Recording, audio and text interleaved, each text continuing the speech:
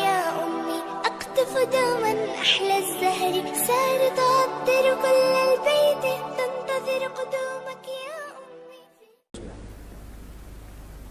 مغرب کی اذان کے وقت تلاوت کر سکتے ہیں؟ جی کر سکتے ہیں. مفتی صاحب ہمارے ایک بھائی نے اپنی بیگم کو غصے میں 3 طلاق دے دی. ان کے چھوٹے چھوٹے بچے ہیں, وہ اپنی بیگم کو دوبارہ اپنانا چاہتے ہیں, کیا کریں؟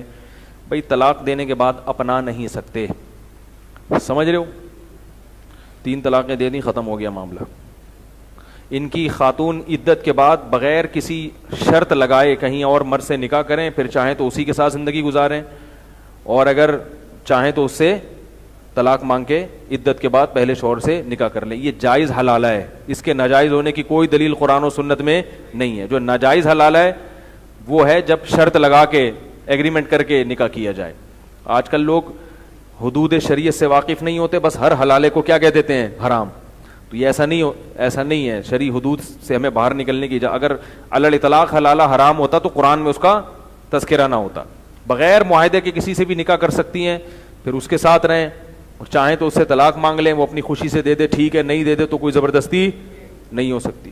اور اگر وہ طلاق دے دے تو عدت کے بعد جہاں چاہیں نکاح کریں. اس جہاں چاہیں میں پرانا والا بھی ہے, اور کوئی اگر نیا والا مارکیٹ میں اس وقت تک پیدا ہو چکا ہو تو وہ بھی ہے, تو جہاں چاہیں نکاح کریں. اگر میں کہیں فرض, یہ لوگ کہتے ہیں کہ اس میں عورت کا کیا قصور ہے, مرد نے 3 طلاقیں دی ہیں تو اس کو اتنا کیوں پریشان کیا جا رہا ہے؟ تو کون پریشان کر رہا ہے اس کو؟ شریعت کب کہہ رہی ہے وہ اسے طلاق لے کے پہلے؟ شریعت کہہ رہی ہے اس سے نہیں ہوگا, اس نے نعمت کی ناقدری کی ہے, اب اللہ تمہیں واپس جانے نہیں دیتا, اب کہیں اور شادی کرو. بس وہ تو تمہاری اپنی ہیڈک ہے, تم واپس آنا چاہ رہی ہو. اسلام تو یہ چاہ رہا ہے کہ اب آپ جاؤ کہیں اور شادی کرو, کہیں اور رہو. اب خواتین کہتی ہیں نہیں, جب مجھے پرانا والا اچھا لگ رہا ہے تو یہ تو میرے پر ظلم ہے. بھائی کیوں اچھا لگ رہا ہے؟ جب اس نے اکٹھی 3 دے دی اس کا مطلب اچھا نہیں ہے. ایک خاتون مجھے کہ میرے میاں مجھ سے بہت محبت کرتے ہیں, انہوں نے مجھے 3 طلاقیں دے دی ہیں, غصے میں بہت محبت کرتے ہیں, میں انہی کے پاس جانا چاہتی ہوں. میں نے کہا اتنی محبت کرتا ہے تو کمبخت نے 3 دی کیوں؟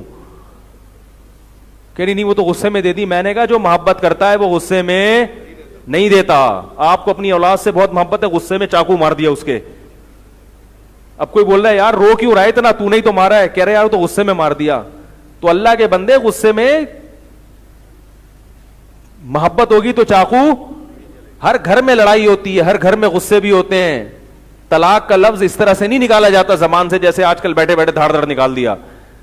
دوسری بات یہ کہ اسلام روک تھام کرتا ہے. قانون جب بھی ہوتا ہے نا, کچھ لوگوں کو نقصان ہوتا ہے, ہزاروں کو فائدہ ہو جاتا ہے.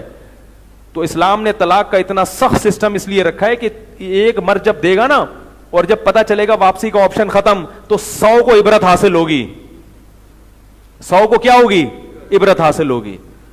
تو اس لیے جس مرد نے بیوی کو اکٹھی 3 طلاقیں دے دیں تو غیرت کا تقاضا یہ ہے کہ عورت اس کے پاس جانے کی کوشش نہ کرے, بولے ختم, بس تم نے جو کرنا تھا نا غصے میں کر لیا ہے.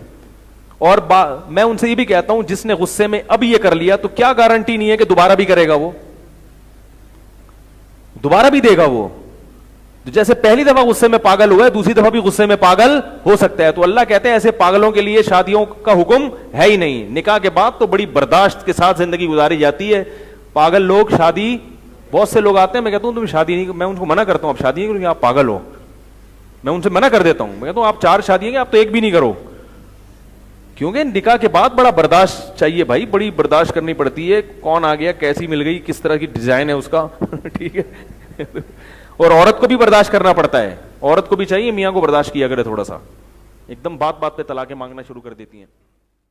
اللہ اللہ اللہ اللہ اللہ اللہ اللہ اللہ